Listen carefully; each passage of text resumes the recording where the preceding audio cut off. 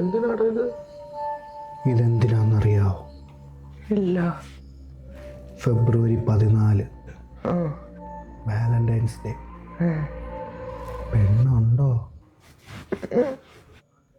യക്ഷിയെങ്കിൽ യക്ഷി. ഒരെണ്ണത്തിന് സെറ്റാക്കണം. ടൈമില്ല.